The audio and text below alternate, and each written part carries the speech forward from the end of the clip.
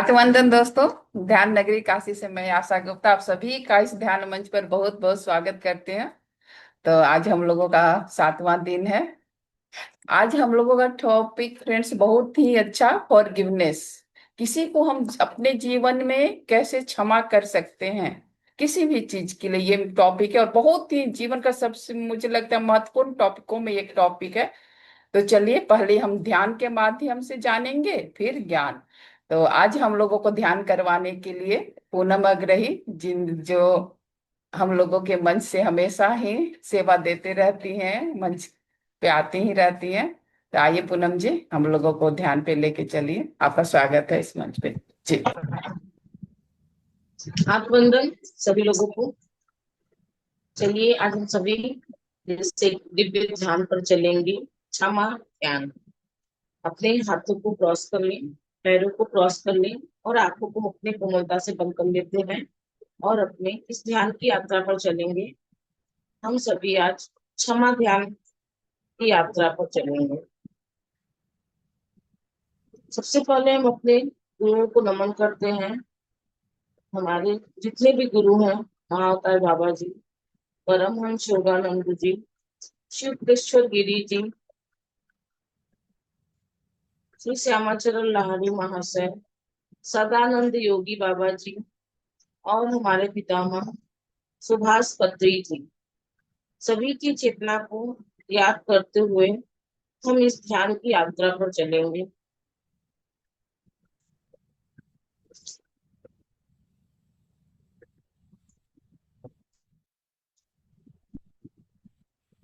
आज के इस क्षमा ध्यान में हम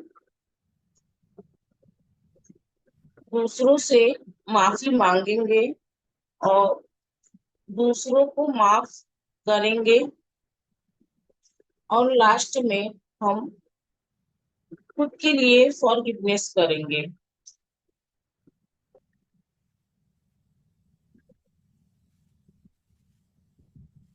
हम आमंत्रित करते हैं आज के ध्यान में अपने सभी गुरुओं को,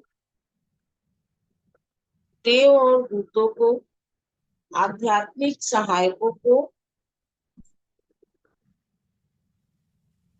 साधु और संतों को और अपनी सर्वात्मा परमात्मा कर्म देवता और स्थान देवता सभी लोगों को की चेतना के साथ हम ध्यान पर चलेंगे और हमें वह अपने प्रेम, आनंद और ऊर्जा और आशीर्वादों से भर दे इस ध्यान की यात्रा में।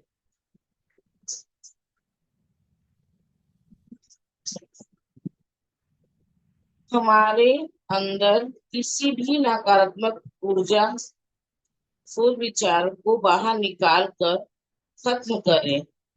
हमारे सभी गुरु, हम पूरे विश्वास के साथ आपका धन्यवाद करते हैं। एक गहरी लंबी श्वास अंदर और एक गहरी लंबी श्वास बाहर। श्वास को छोड़ते हुए रिलैक्स हो जाए, बिल्कुल रिलैक्स। और अपनी इस जीवन की यात्रा में जन्म से लेकर अभी तक की उम्र में इतने सालों में जो हमने बहुत ही अच्छे और कुछ बहुत ही बुरे कर्म किए, जाने अनजाने,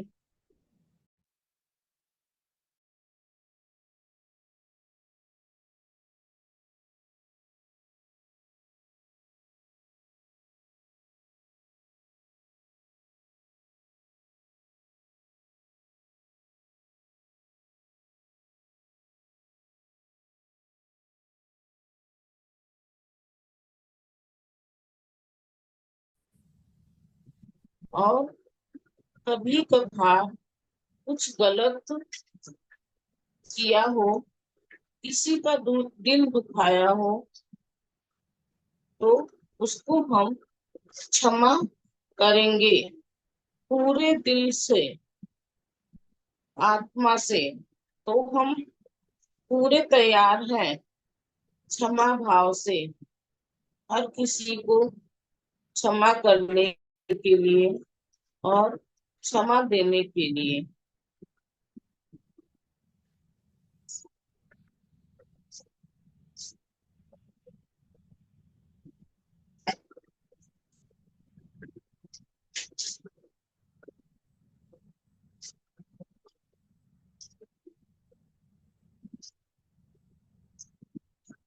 एक गहरी लंबी श्वास अंदर, एक और गहरी लंबी श्वास बाहर। छोड़ते हुए रिलैक्स हो जाए। श्वासों के साथ हम इस क्षमा ध्यान को करेंगे और दूसरों को क्षमा देंगे। सबसे पहले हम क्षमा देंगे। याद करें हर उन लोगों को जिसने कभी भी जाने अनजाने, चाहे अनचाहे आपका दिल दुखाया हो। उन सबको अपने मन के सामने विजुलाइज करें। वो आपके मन के सामने खड़े हैं।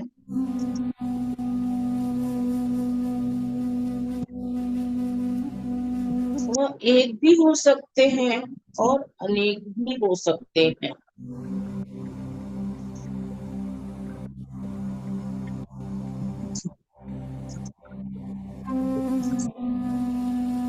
कभी किसी ने मेंटल रूप से, फिजिकल रूप से, पैसों के रूप में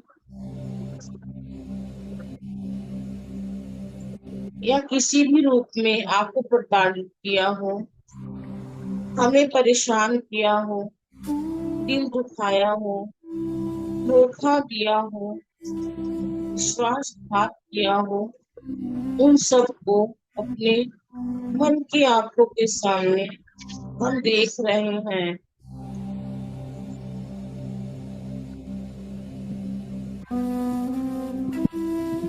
दोनों हाथों को हम प्रणाम की मुद्रा में रखें और अपने दिल के पास उन सभी लोगों को, की सोल को महसूस करेंगे। वह हमारे सामने सोल के रूप में खड़े हैं।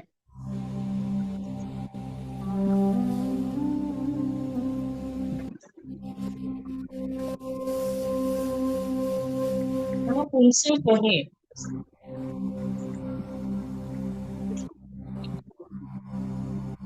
मैं आपकी अंदरूनी दिव्यता को नमन करती हूँ। मैं आपकी अंदरूनी दिव्यता को नमन करती हूँ या नमन करता हूँ।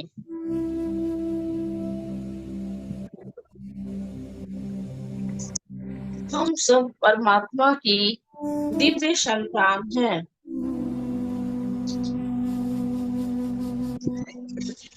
उच्च सत्ता की संतान होते हुए भी हम सब गलतियां कर जाते हैं।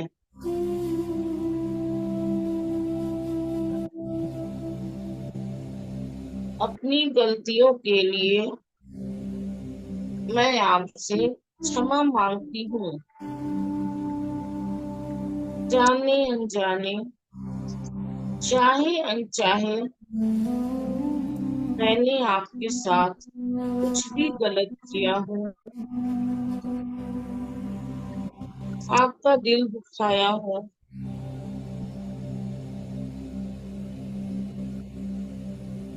उन बातों को, उन यादों को हमेशा के लिए भुला दे।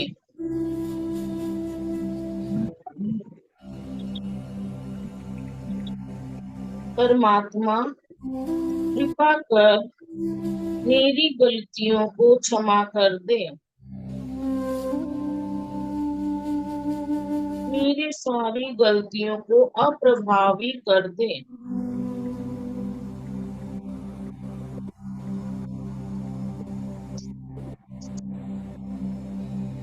हमारी सारी गलतियों के लिए हमें माफ कर दिया गया है। ओम शांति शांति शांति ओम।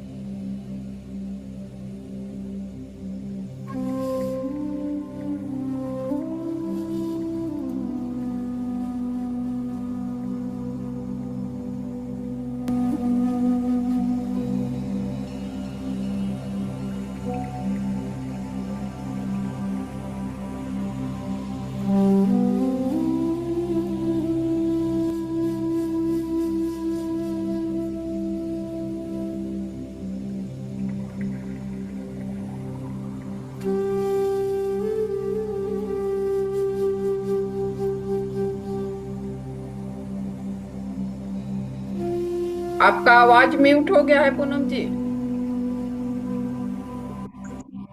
उन यादों से, उन बातों से बिल्कुल आजाद हो गए हैं आप।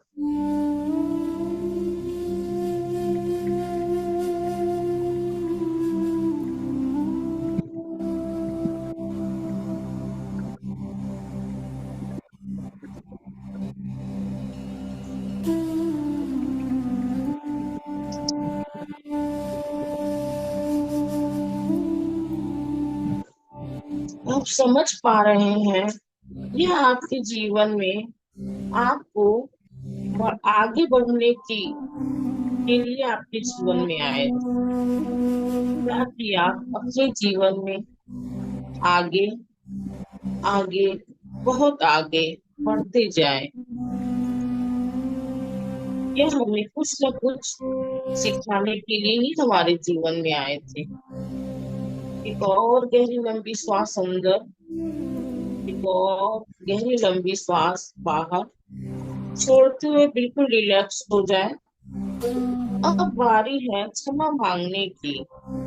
अब तक हमने इस जीवन की यात्रा में आपसे न जाने अनजाने दिल दुखाया हो, कुछ गलत किया हो, मेंटल रूप से, फिजिकल रूप से, पैसों के रूप में, या इसी प्रकार से हमने किसी को प्रताड़ित किया हो,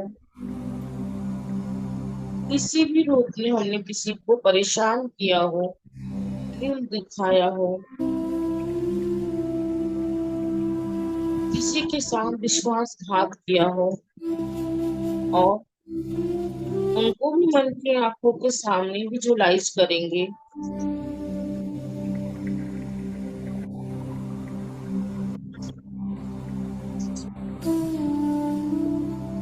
आप सभी उनको सोल के रूप में अपने सामने खड़ा हुआ देख पा रहे हैं।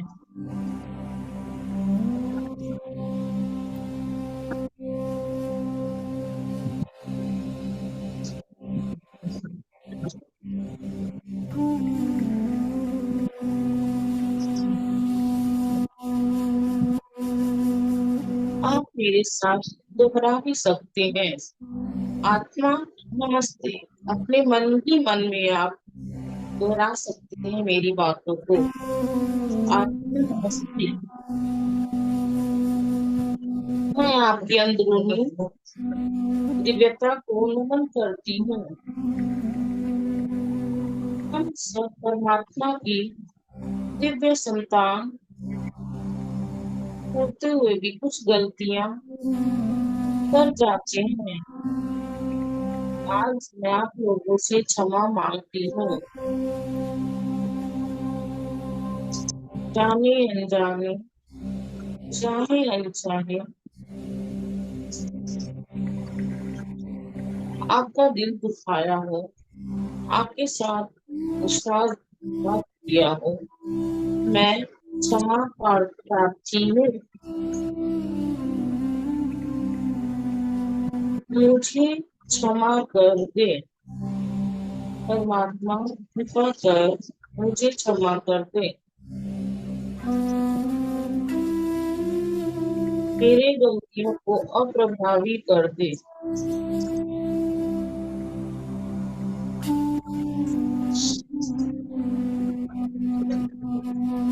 हम देख रहे हैं उन सभी को अपनी आत्मा के सामने सोल के रूप में।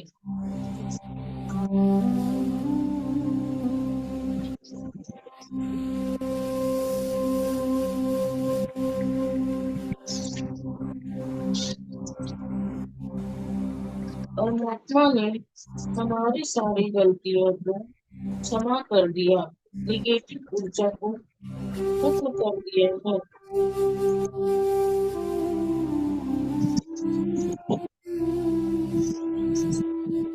सबको क्षमा कर दिया गया। मुझे भी क्षमा मिल गया हो।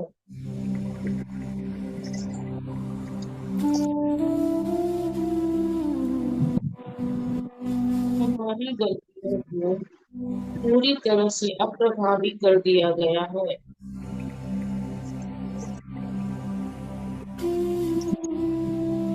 पूर्ण रूप से मुझे और इन्हें शांति मिले।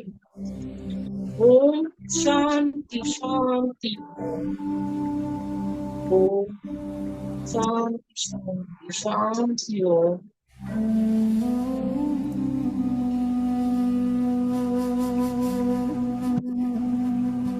आपको और मुझे क्षमा मिल गया है हर आत्मा से।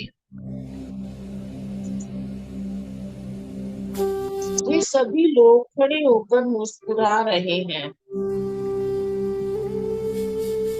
आपकी बातों का, आपकी गलतियों के लिए आपको क्षमा देकर पूरी तरह से भुला दिए हैं। हो सके तो इन्हें हाथ फैलाकर गले लगा ले और इन्हें विदा करें। एक बार फिर से गहरी लंबी श्वास अंदर और गहरी लंबी श्वास बाहर छोड़ते हुए बिल्कुल रिलैक्स हो जाएं।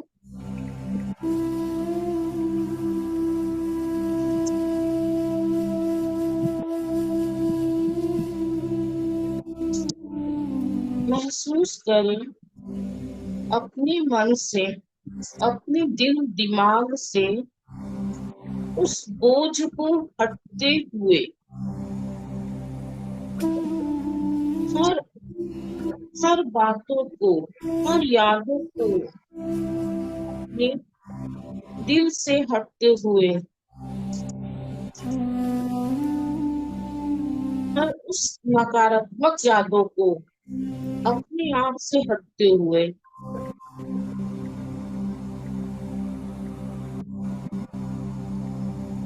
कोई भी इस जीवन में हमें अपना दुश्मन लगता हो, लेकिन वह हमारे जीवन में से जुड़ता है। सोल के रूप में हमें कुछ ना कुछ सिखाने के लिए। वो हमारे सच्चे दोस्त हैं जो हमें सोल के रूप में कुछ न कुछ सिखाने के लिए आए हैं।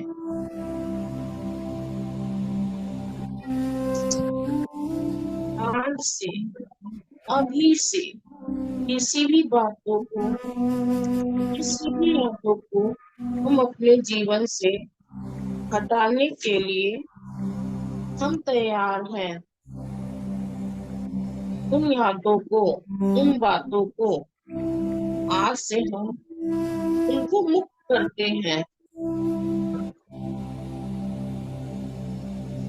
खुद को अब बारी है खुद से क्षमा मांगने की। अपने जीवन में हमने खुद के लिए कभी गलत किया हो, कभी अपने खुद के लिए दुखी हुए हों, दूसरों से कभी हमने अपने आप का कंपेयर किया हो, चाहे वो टैलेंट के रूप में हो, चाहे वो शरीर के रूप में हो, चाहे वो बुद्धि के रूप में हो। कभी अपने आप को हमने कोसा हो, कभी अपने लिए गलत किया हो, तो हम खुद से क्षमा मांगते हैं। अपने आप को आईने के सामने बैठा हुआ महसूस करें। देखिए अपने आप को शीशे में, शीशे के सामने अपने आप को बैठा हुआ महसूस करें। हम उस परमात्मा के बंदे हैं। उस परमात्मा से निकलकर हम आए। उस आत्मा और उस परमात्मा से निकलकर हम आए हैं। देखिए अपने उस चेहरे की मासूमियत को, उस सुंदरता को देखिए।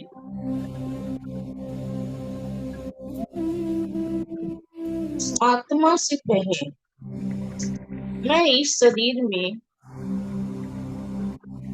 शरीर के साथ मैंने कुछ गलत किया हो, कभी इस शरीर को दुख पहुंचाया हो,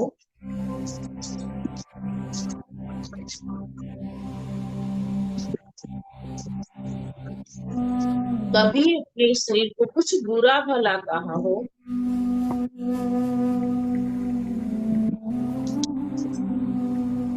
कुछ गलत किया हो, तो हम क्षमा मांगते हैं अपने इस शरीर से।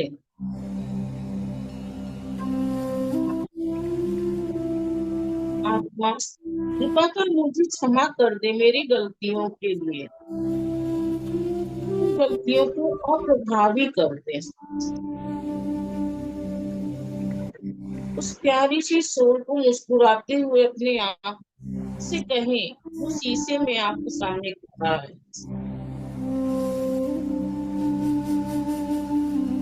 हम जैसे भी हैं, जो भी है,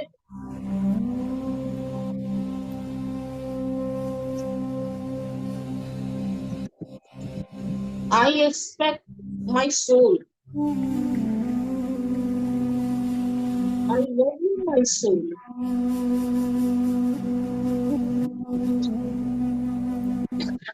दोनों हाथों से खुद को गले लगा लें और देखिए अपने खुद की डिवाइन सोल को एनर्जी से भरते हुए ब्रह्मांड से हल्की गुलाबी रंग की रोशनी उतर रही है और हमारे रोम रोम में उतर रही है।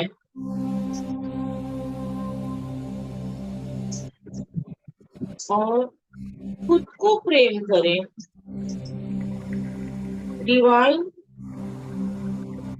लव, डिवाइन लव ऊर्जा से भरते हुए देखें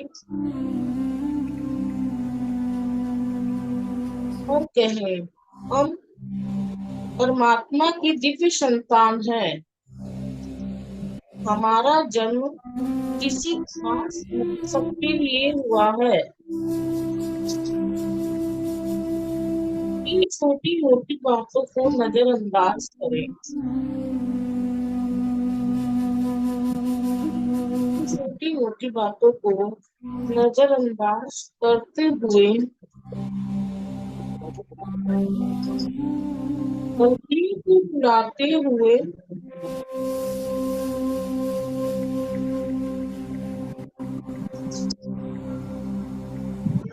अपने आप से प्रेम करते हैं। अपने जीवन से हम प्रेम करते हैं।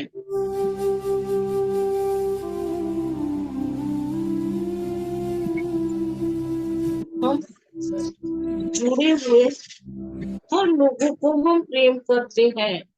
हमसे जुड़े हुए सभी लोगों को हम प्रेम करते हैं। वही आत्मा है जो हमारे अंदर आत्मा है, वही आत्मा है, वही परमात्मा है। वही आत्मा, वही परमात्मा सबके अंदर है। उस बुद्ध से हम प्रेम करते हैं, उस बुद्धत्व से हम प्रेम करते हैं। उसके अंदर बैठे हुए उस बुद्धत्व को हम प्रेम करते हैं। अपने अंदर बैठे हुए उस बुद्धत्व को हम प्रेम करते हैं। Divine love, divine love. I love my soul. I love my soul. I love my soul. I love my soul. एक गहरी लंबी श्वास अंदर, एक और गहरी लंबी श्वास बाहर। पूरी तरह से हम ऊर्जावान हो गए, दिव्यवान हो गए, बिल्कुल हल्के हो गए। हम महसूस कर रहे हैं हम अपने आप को बिल्कुल हल्के होते हुए।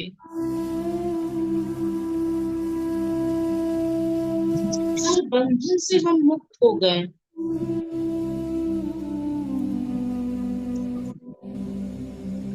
और हमने आजादी को महसूस कर रहे हैं। बिल्कुल रिलैक्स महसूस करें अपने आप को, बिल्कुल रिलैक्स करें अपने आप को, जैसे हमें पंख मिल गया हो। हम अपने आप को देखें अस्त्रवादी के रूप में, जैसे आपको और मुझे पंख मिल गया हो।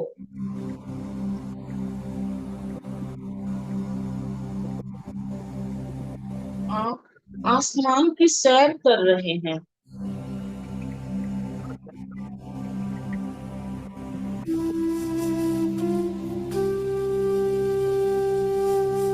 अपने मन की आंखों से देखें अपने आसपास को बादलों के रूप में,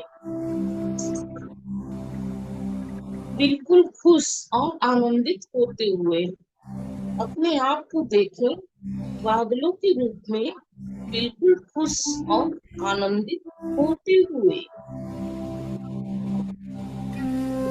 आप उस आजादी को महसूस कर पा रहे हैं, बहुत श्रेष्ठ महसूस कर पा रहे हैं। आप देख पा रहे हैं कुछ पक्षी आपके ओर आ रहे हैं। उनके पंखों पर कुछ लिखा हुआ है। जब आप बादलों की सैर कर रहे हैं, तब आप देख पा रहे हैं कुछ पंछी आपके आस पास आ रहे हैं और उनके पंखों पर कुछ लिखा हुआ है। वो हमारे बिल्कुल बगल में आ चुके हैं उड़ते हुए। आप देख पा रहे हैं उनके पंखों पे कुछ लिखा है। गुस्सा, उदासी, ईर्ष्या, कड़वाहट, बदला। अब आप सोच रहे हैं कि आप लोगों का हमारे जीवन में कोई काम नहीं है। आप लोग दूर चले जाएं।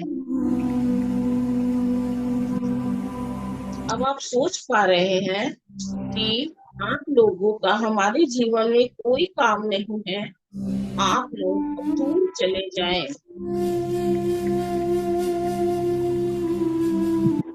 दूर चले जाइए।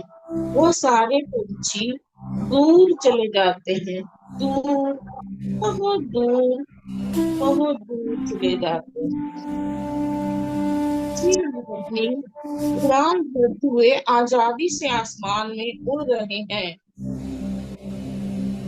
देख रहे हैं कुछ और पंछी आसमान से वापस उड़कर हमारी ओर आ रहे हैं। उन पंछियों के पंख पर भी कुछ लिखा हुआ है। joy, forgiveness, happy, love, peace। और आप खुश हो रहे हैं, बहुत खुश, बहुत खुश हो रहे हैं आप। आप उन्हीं के साथ उड़ान भर रहे हैं और उन्हीं के साथ खुश हो रहे हैं। उस जॉय को, उस हैप्पीनेस को, उस लव को, उस फॉरगिवनेस को महसूस कर पा रहे हैं अपने अंदर। उस हैप्पीनेस को, उस लव को, उस फॉरगिवनेस को, थैंक यू को। इसलिए इसी एहसास के साथ, इसी आनंद में, इसी पल में अपने साथ बने रहे।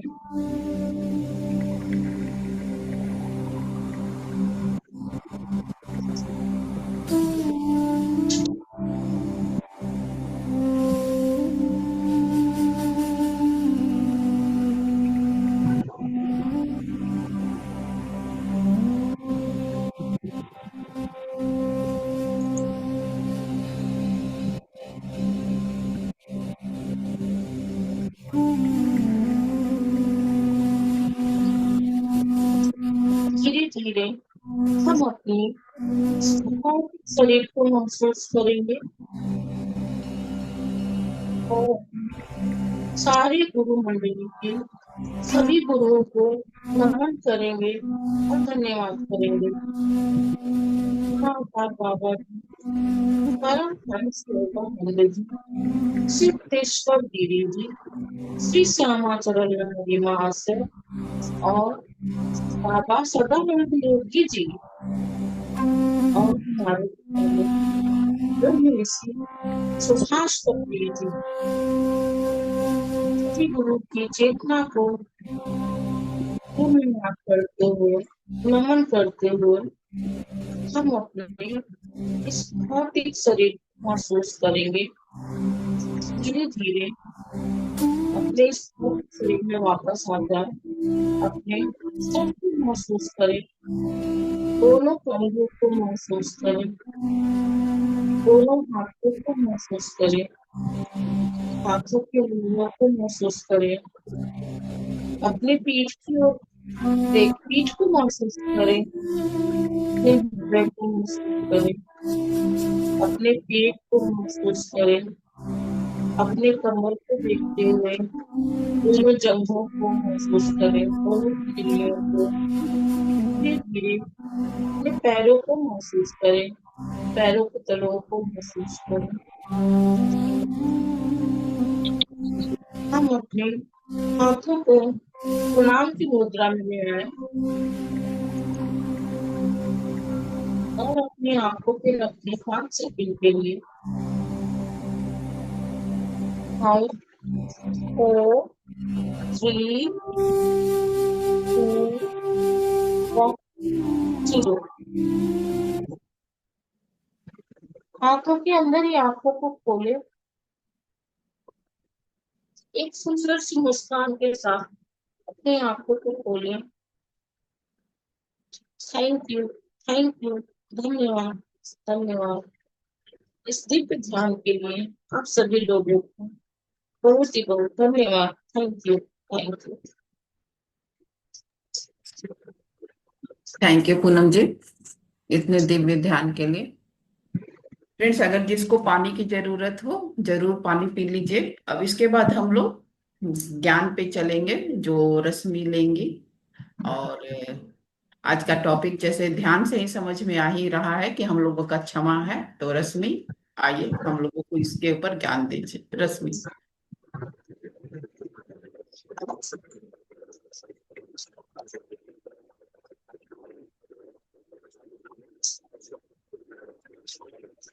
सभी दोस्तों को मेरा आत्मा बहुत बहुत धन्यवाद। आशा जी, बहुत बहुत धन्यवाद पूनम मैम, जो इतना प्रभावपूर्ण आपने ध्यान करवाया। तो क्षमा मांगना या क्षमा देना, इसके ऊपर होता है। तो दोस्तों, जब हम बात करते हैं कि क्षमा मांग लेते हैं या क्षमा देते हैं, तो एक अंदर से आता है कि बस मुंह से बोल दिया कि क्षमा मांग लिया या क्षमा हमने उसको कर दिया, क्या बस इतना ही महत्व है इस क्षमा शब्द का क्या, या फिर बहुत गहरा है? दोस्तों, सच में ये क्षमा देना या क्षमा मांग लेना, इसका बहुत ही ज्यादा गहरा संबंध है हमारी जो रश्मि जी, आध्यात्मिक आवाज यात्रा आ रही है होती अच्छे है से? उसके अंदर। आवाज थोड़ी सी रश्मि आपकी बहुत सही से नहीं आने आवाज पा रही। साफ नहीं आ रही? नहीं, थोड़ा आवाज बढ़ा अभी भी लीजिए। नहीं आ रही क्या? आ रही है, कम आ रही है। कम आ रही है क्या? हाँ हाँ। एक सेकंड।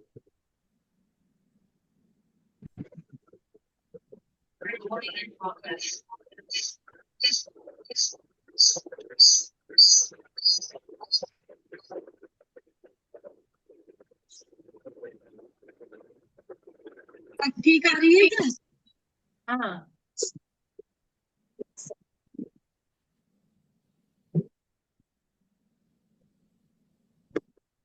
अब ठीक है। तो मैं बोल रही थी कि जैसे जो क्षमा शब्द है, तो उसका क्या बस इतना सा ही मतलब है कि हमने मुंह से बोल दिया कि भाई मुझे क्षमा कर दो या क्षमा मांग लिया? तो दोस्तों, इसका इतना सा अर्थ नहीं है कि बस जैसे हम देखते हैं कि अगर किसी बच्चे ने कोई गलती कर दी तो माँ बाप कहते हैं सॉरी बोलो, सॉरी बोलो, ऐसे बोलते हैं ना। तो सिर्फ मुंह से बोल देना क्या बस इतना ही काम होता है इस क्षमा शब्द का? ऐसा नहीं है दोस्तों, इस क्षमा शब्द का बहुत ही गहरा अर्थ है। जैसे कि अब ये है, एक हाँ जी।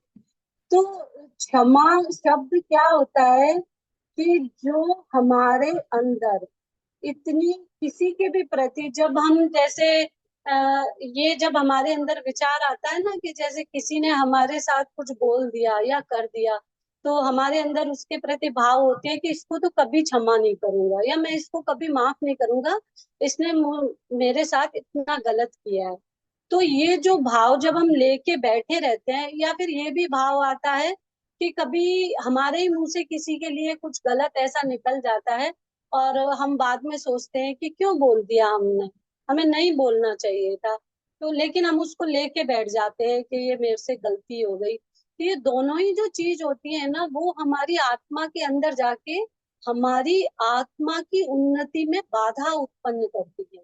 इसलिए हम कहते हैं कि हमें अपने ही अंदर जाकर, स्वयं के अंदर जाकर, अगर किसी ने हमारे साथ कुछ गलत किया है या हमने कुछ गलत उसको बोल दिया है, तो उसको माफ कर दो, या फिर उसको भूल जाओ, या फिर अपने आप को क्लीन कर लो। और एक जैसे हमारे यहाँ हिंदी में मुहावरा होता है ना कि ये नहाए धोए क्या हुआ जब मन का मैल न जाए। तो इस शरीर को आप कितना भी क्लीन कर लो, जब तक आपके अंदर से वो मन आपका साफ नहीं होगा, जब तक वो खाली शरीर की क्लीनिंग करने से ना कोई फर्क नहीं पड़ रहा है। तो अब ये आता है कि ऐसी कौन सी परिस्थिति होती है कि जो हमें ये सोचने तक लाती है कि मुझे क्षमा मांगनी है या मुझे क्षमा देनी है। तो ये कौन सी परिस्थितियां होती हैं कि हम यहाँ तक सोच लेते हैं कि ये गलत हो गया मेरे से, या मैं उसके बारे में गलत, इतना गलत हम सोचने क्यों लगते हैं। तो उसके तीन जो स्टेप मैंने देखे हैं वो ये हैं कि एक तो भाव होते हैं, और दूसरे हमारे कर्म, और तीसरा होता है हमारी सीख। तो जो हमारे भाव होते हैं उसके कारण ही हमें दूसरे में ऐसा नजर आता है कि वो मेरे प्रति गलत। तो जब हमारे अंदर ये भाव होते हैं कि वो मेरे प्रति गलत है, तो अगर हमने उसका बीज, अगर छोटा सा बीज भी हमने बो लिया ना कि अरे इस टाइम वो गलत है, और ये मैंने अपने अंदर रख लिया, और फिर क्या है, जब भी कोई भी ऐसी सिचुएशन आती है वो नेगेटिविटी उस छोटे से पॉइंट से आके चिपकती रहती है उस व्यक्ति के प्रति, और वो हमारे ही अंदर एक बड़ी गांठ पैदा कर देती है। तो इसके लिए एक उदाहरण के द्वारा बताऊंगी मैं आपको, तो आपको ज्यादा अच्छे से समझ में आएगा। जैसे एक घर में एक देवरानी और एक जेठानी होते हैं। तो जेठानी देवरानी के लिए एक साड़ी लेके आती है गिफ्ट के रूप में। अब होता ये है कि जिस टाइम जेठानी देवरानी को गिफ्ट दे रही होती है कि मैं तेरे लिए अच्छी सी साड़ी लेके आई हूँ तेरी पसंद की, इतने में ही क्या होता है, देवरानी का कॉल आ जाता है किसी का। तो वो साड़ी को अलमारी में रखकर और बस फोन पे बात करने लगती है। अब होता क्या है कि वो भूल जाती है और साड़ी अंदर रखी रहती है। अब उधर क्या है, जेठानी के मन में सारा दिन चल रहा है कि देखो मैंने इसके इतनी पसंद की, इसका जो कलर था पसंदीदा उस कलर की साड़ी लाई इसके लिए, और इसने ना तो एक भी बार ये बोला कि दीदी ये अच्छी है, ना ही मुझे थैंक यू बोला, कुछ भी नहीं बोला इसने। और ये तो देखो मुझे कुछ भी नहीं समझती, मैं तो इतने प्यार से इसके लिए लाई, और इसने तो थैंक यू भी नहीं बोला। अब पूरा दिन इसी में उसका निकल जाता है। उधर देवरानी क्या होती है, वो भूल जाती है कि मुझे उनको कुछ बोलना भी था, या वो यही भूल जाती है कि कुछ गिफ्ट भी मुझे मिला था। अब सुबह होती है, सुबह सब किचन में दोनों आती हैं, काम कर रही होती हैं। अब क्या होता है कि जेठानी का मुंह फूला हुआ होता है कि इसने तो मुझे थैंक यू भी नहीं बोला। उधर देवरानी क्या सोच रही होती है कि पता नहीं आज क्या बात है, ये दीदी बोल क्यों नहीं रही है मेरे से, गुस्सा क्यों है इस तरीके से। वो कुछ बोलना भी, बोलती भी है देवरानी तो जेठानी अच्छे से जवाब नहीं देती है। अब होता क्या है कि फिर देवरानी भी ऐसे ही करती है कि ठीक है चलो नहीं बोल रहे तो ठीक है, मैं भी नहीं बोल रही, आप नहीं बोल रहे तो। अब क्या होती है, देवरानी चाय बनाती है, चाय दे के आती है, तब भी जेठानी को नहीं बोलती है कि दीदी लो चाय ले लो। अब उधर क्या होता है कि जेठानी भी सोचती है देखो मुझे तो थैंक यू भी नहीं बोला, कुछ बोला भी नहीं, और अब चाय देने आई है तो भी ये तो बोल ही सकती थी ना कि लो दीदी चाय पी लो, वो भी नहीं बोला। और इसी तरीके से धीरे धीरे धीरे जो बातें थी भी नहीं, वो बातें उसके अंदर अंदर एक बीज के द्वारा जो उसने बोया था जेठानी ने, और वो एक गांठ का रूप ले लेती है कि देखो ये कितनी गलत है, मुझे थैंक यू भी नहीं बोला। अब ऐसे 2-4 दिन निकलते जाते हैं, दोनों आपस में नहीं बोलती हैं। अब क्या होता है कि देवरानी को ही लगता है कि ऐसी कौन सी मुझसे गलती हो गई, कम से कम पूछूं तो सही मैं उनसे। तो वो जाके पूछती है कि दीदी ऐसी क्या बात हो गई, आपने तो मतलब बोलना ही छोड़ दिया, ऐसी कौन सी मेरे से गलती हो गई। तो फिर जेठानी कहती है देख मैंने तुझे गिफ्ट दिया और तूने ना तो थैंक यू बोला, और ऐसी क्या तुझे पसंद नहीं आई तो मुझसे बोलती, या 2-4 बातें और हुई। तब देवरानी कहती है अरे दीदी मुझे तो याद ही नहीं था, मैं तो भूल ही गई थी अलमारी में रख के। अब आप क्या सोचोगे इसमें किसकी गलती थी। अब देवरानी सॉरी भी बोलती है, माफी मांगती है और कहती है हाँ दीदी मुझे थैंक यू बोलना चाहिए था लेकिन मैं भूल गई। और जेठानी भी सोचती है चलो ठीक है कोई नहीं, मैंने माफ किया, और मुझे लग रहा था कि तुम थैंक यू बोलोगे। तो जो जेठानी चाह रही थी वो देवरानी के द्वारा नहीं आया, जबकि उसका मन भी बुरा नहीं था देवरानी का, दोनों ही अपनी अपनी जगह सही थे। लेकिन अगर मैंने एक बीज किसी के प्रति ये बोआ है कि उसने मेरे साथ ये गलत किया, तो वो बीज वृक्ष का रूप ले लेता है और वो बातें बढ़ती जाती है, बढ़ती जाती हैं। और बढ़ती क्यों है ये?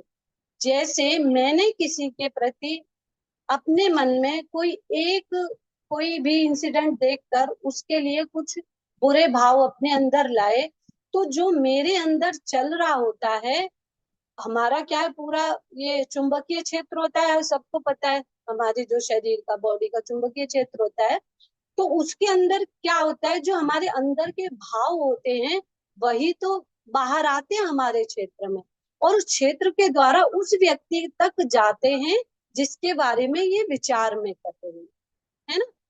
जैसे हम अगर किसी के प्रति अच्छे भाव रखेंगे तो उस तक अच्छे भाव पहुंचेंगे, और अगर मैं किसी के प्रति बुरे भाव रख रही हूँ बिना बोले, तब भी उस तक पहुंचते हैं।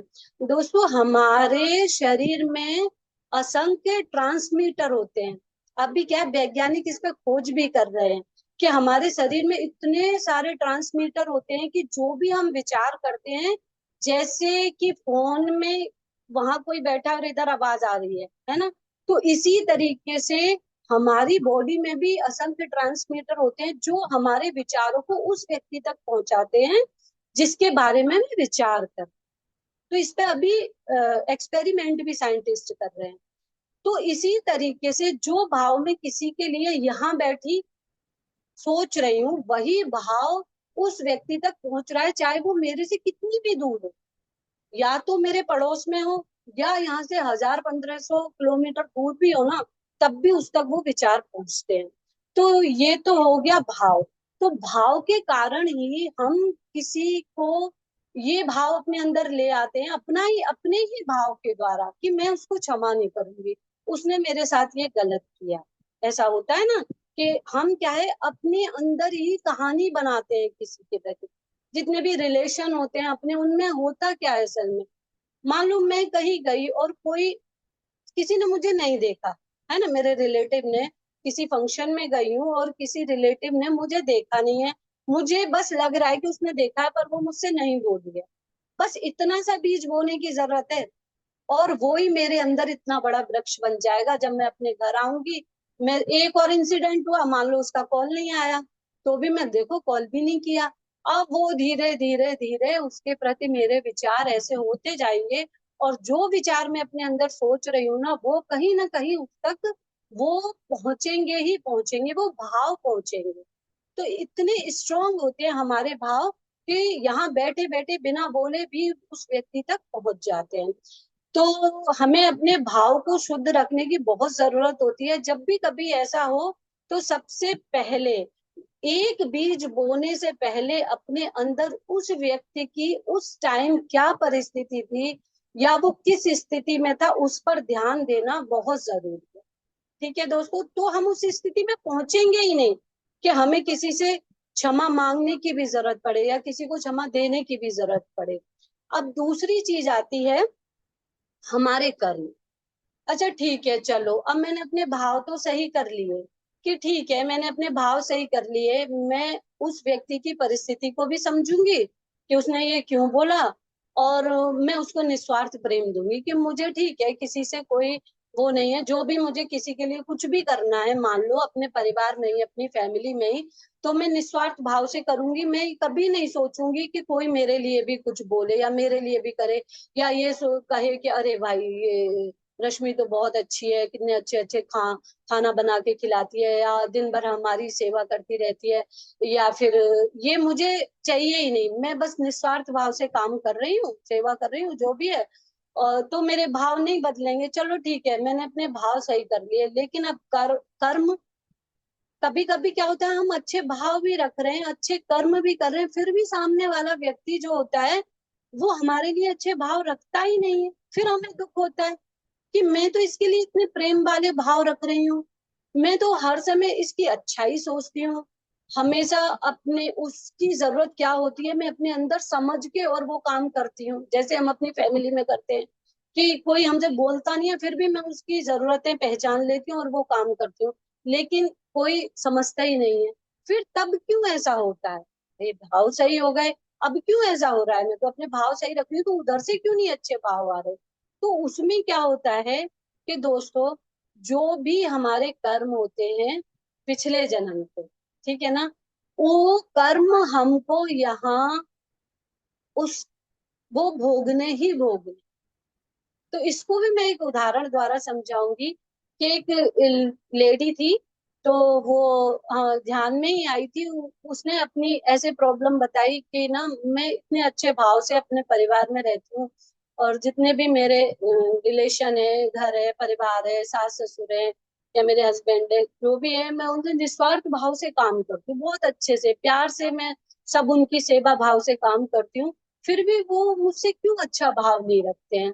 तब जब उसको फिर पूर्व जन्म में लेके गए, तब उसने अपना पूर्व जन्म देखा कि जो इस जीवन में मेरे रिलेशन है, तो वो क्या कार्मिक रिलेशन है मेरे, ऐसा मेरे साथ क्यों हो रहा है। तब उसने देखा कि पिछले जन्म में जो उसकी अभी वो थी, सास थी, मतलब जो लेडी थी, वो एक वो थी सेठानी, जो धनाढ्य परिवार की लेडी होती है वो।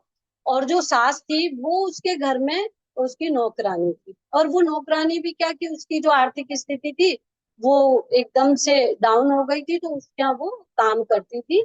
और सेठानी का एक छोटा बच्चा भी था जो उसको रखती थी, वो जो काम वाली थी उसकी नौकरानी। लेकिन जो सेठानी थी वो उसके साथ कभी भी अच्छा व्यवहार नहीं करती थी, हमेशा उसका अपमान करती थी या उसके हमेशा काम में कमी निकालती थी। लेकिन जो सेठानी का बच्चा था उसको ये काम वाली बहुत प्यार करती थी। लेकिन वो अपमान का घूंट पीते पीते वो जीवन निकल गया उसका, बीमार भी पड़ गई, वो खत्म भी हो गई। तो जब वो अगला जन्म उसका हुआ, तो क्या हुआ कि जो सेठानी थी वो बनी बहू, और जो काम वाली थी वो बनी सास, और जिस बच्चे को वो बहू वो काम वाली खिलाती थी वो बना सास का बेटा, मतलब उसका हस्बैंड। तो उन दोनों में तो बहुत प्यार था, हस्बैंड वाइफ में। लेकिन जो उसकी सास थी वो हमेशा ताने देती थी। क्यों? क्योंकि पिछले जन्म में सेठानी बनकर उसने उस काम वाली को बहुत अपमानित किया था, इसलिए। तो जब उसने पास्ट लाइफ में देखा कि अच्छा ये मेरे ही कर्म है, तब उसके अंदर से ये भाव निकल गए कि कोई मेरे साथ बुरा कर।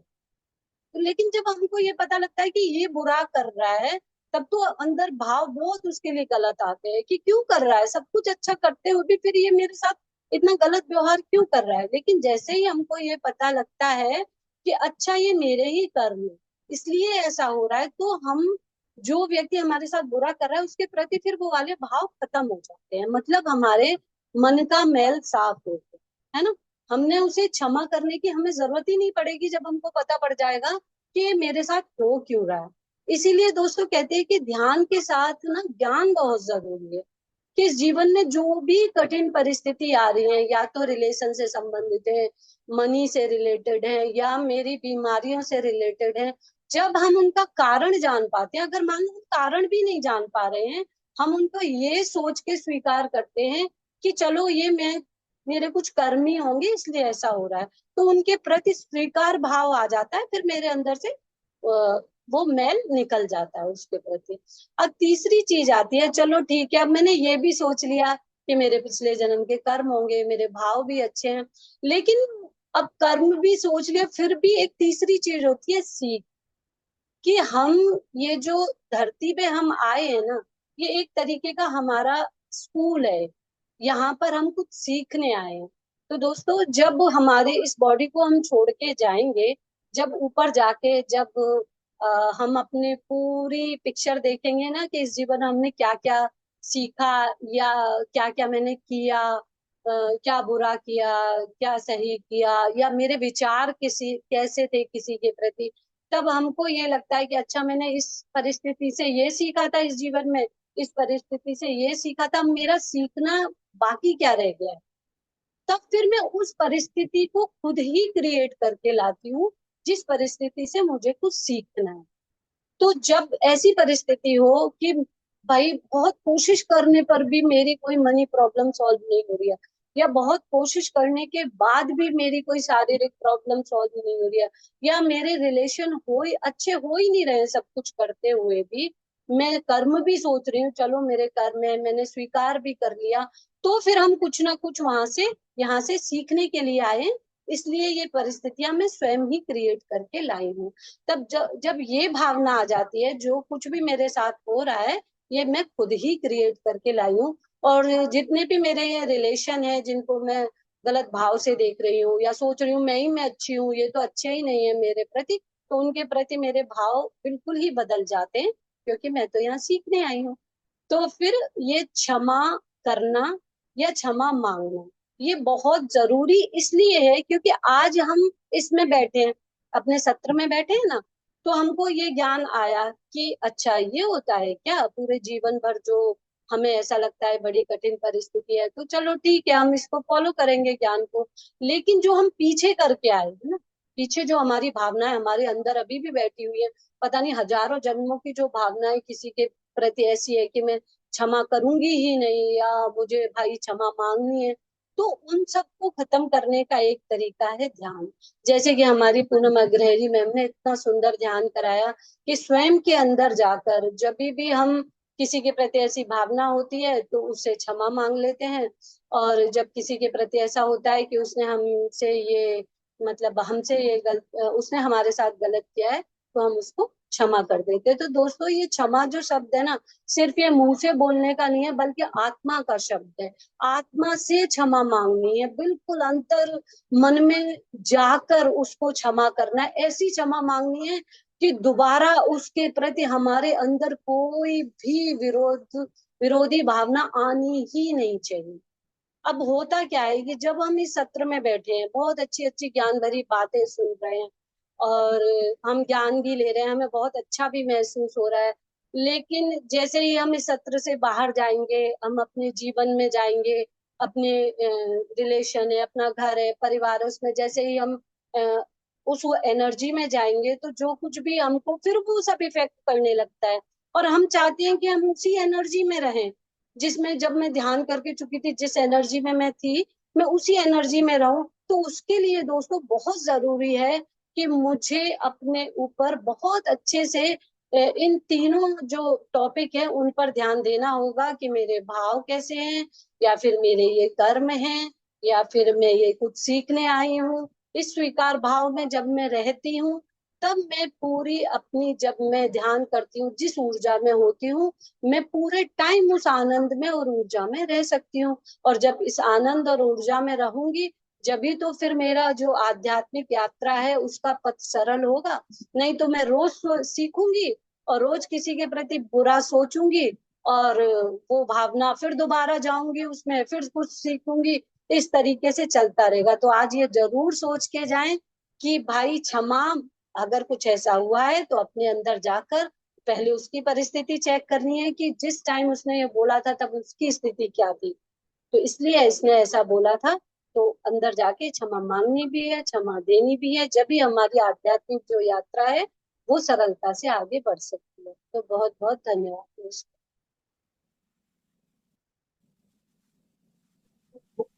थैंक यू रश्मि जी, बहुत सुंदर ज्ञान।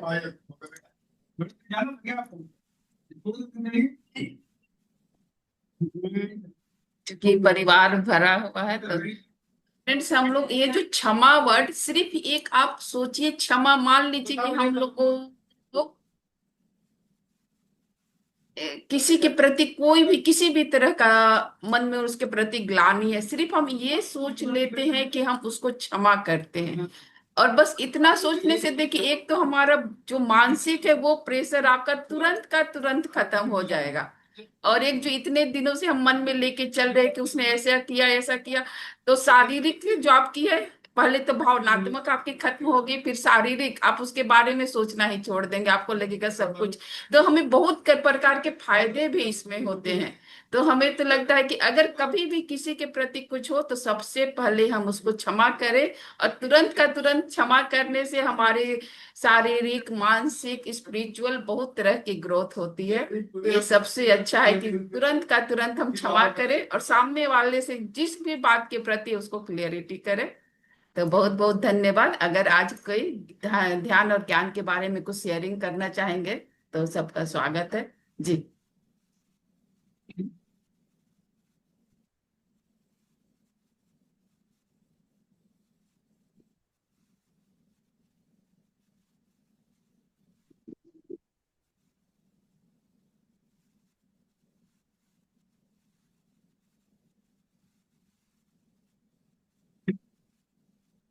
अगर कोई भी कुछ कहना चाहते हैं तो दोस्तों स्वागत है, नहीं तो फिर हम लोग सेशन को, पूनम जी या राधा दीदी भी अगर कुछ कहना चाहती हैं तो बहुत स्वागत है। हम लोग 2-3 मिनट अभी वेट रुक सकते हैं। बहुत बहुत अच्छा, बहुत धन्यवाद पूनम जी, इतना बोले ध्यान क्षमा याचना करवाने के लिए ध्यान में। और रश्मि जी ने जो ज्ञान दिया, तीनों भावनाओं पर ध्यान देना, तीनों पॉइंट पे हमको बिल्कुल अमल करना चाहिए, जिसको लेके हम चलेंगे तो शायद सॉल्व है, सारी उसी से कनेक्टेड सारी चीजें हैं। तो रश्मि जी ने जो तीनों पॉइंट को क्लियर किया, बहुत बहुत धन्यवाद। और मैं ये कहूंगी कि क्षमा इंसान जो करता है अपने ऊपर, जो वो किसी और को नहीं कर रहा होता है, खुद को कर रहा होता है, क्योंकि उसके ऊपर इतने बोझ हो जाते हैं। वो बोझ से पता हमें पता नहीं होता कि हमने उसको क्षमा नहीं किया तो उसके ऊपर क्या स्थिति है, लेकिन अपने ऊपर बहुत बड़ी बोझ लेके हम चलते हैं। तो जब हम क्षमा करते हैं तो हमारे ऊपर का सबसे बड़ा बोझ उतरता है। दूसरा क्या होता है, मन हल्का हो जाता है, आत्मा शांत हो जाती है।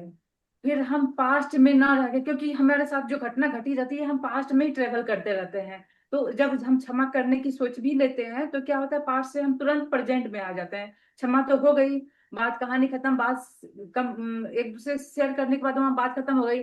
जो हम पास्ट में अब तक ट्रेवल कर रहे थे उससे निकल के हम प्रेजेंट में आ जाते हैं।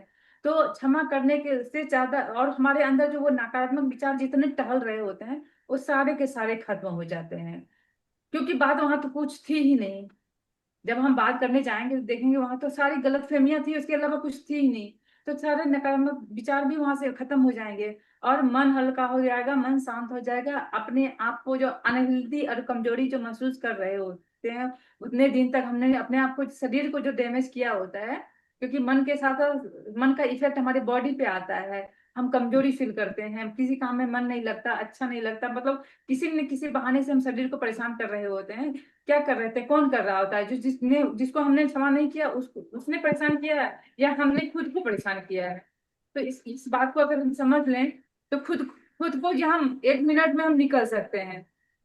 तो इससे क्या हुआ कि चारों चारों तरफ के सॉल्यूशन हमारे पास ही रहते हैं, और हम उसमें जितने दिन किए, जिससे कहे कि कर्मा है, उतने दिन तक ट्रेवल करते हैं, बाद में उसे खत्म करते हैं। तो इसे क्या, नकारात्मक विचार खत्म होते ही मन खुश, बस आनंद ही आनंद। Thank you. बहुत बहुत धन्यवाद रश्मि दी, पूनम दी, बहुत सुंदर। आज का ध्यान एंड ज्ञान दोनों ही अच्छा था।